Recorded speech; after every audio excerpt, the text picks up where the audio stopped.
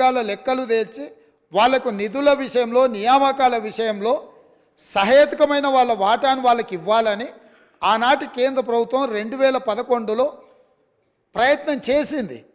ఆ ప్రయత్నాన్ని తదనంతరం వచ్చిన కేంద్ర ప్రభుత్వము ఆ విషయాలను అన్నిటిని కూడా తొక్కిపెట్టి ముందుకు తీసుకురాలి.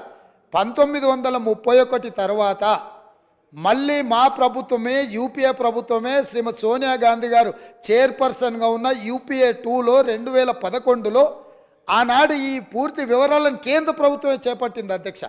ఆ నివేదికలను బయట పెట్టకుండా తర్వాత వచ్చిన నరేంద్ర మోడీ గారి ప్రభుత్వం అడ్డుకున్నది. 10 సంవత్సరాలు ఆ ప్రభుత్వం అడ్డుకున్నది. 10 సంవత్సరాలు గత ప్రభుత్వం సమగ్ర కుటుంబ సర్వే చేసి వివరాలు బయట పెట్టకుండా ఈరోజు ఆ వివరాలను కూడా దాచిపెట్టారు.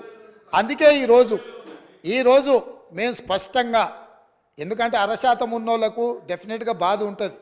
ఎందుకంటే మేము 1% రాష్ట్రాన్ని అంతా మా చేతులనే గుప్పిట్లో పెట్టుకున్నాం. ఈరోజు లెక్కలన్నీ బయటకు వస్తే 50% ఉన్నోళ్ళకి ఎక్కడ మనం రాజ్యాధికారంలో భాగం ఇవ్వాల్సి వస్తుందన్న ఆలోచనతోటి కొంతమందికి బాధ ఉండొచ్చు అధ్యక్ష. నేను ఆ వివరాల జోలికి వెళ్ళదలుచుకోలేదు.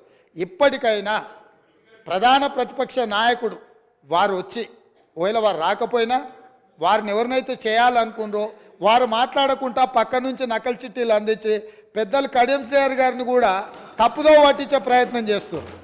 ఎందుకంటే పాపం వారి కడియం శ్రీహరి గారి చిత్తశుద్ధి పట్ల మాకు ఎలాంటి అనుమానం లేదు.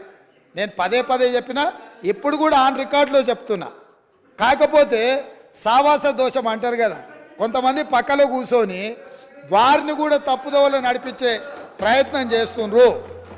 దీనికి సంబంధించి అధ్యక్ష పార్లమెంట్ మార్చాల్సిందే, సీటు కాదు బయటికి పంపాల్సిందే. సీటు మారిస్తే కూడా ఈ గాలి జోకితే మళ్ళీ ప్రమాదం ఉంటుంది. నేను స్పష్టంగా నేనే క్వశ్చన్ వేసిన అధ్యక్ష. 21/12/2021లోనే పార్లమెంట్లో నేను ప్రశ్న వేసిన, ఆ ప్రశ్నకు సంబంధించిన రిప్లై కూడా ఉంది. తారక రామారావు గారికి ఇది పంపుతా, ఎందుకంటే వారికి ఏమైనా అనుమానాలు ఏమైనా ఉన్నాయో నా ప్రశ్నకి ఇచ్చిన జవాబు డీటెయిల్గా ఇక్కడ ఉన్నది.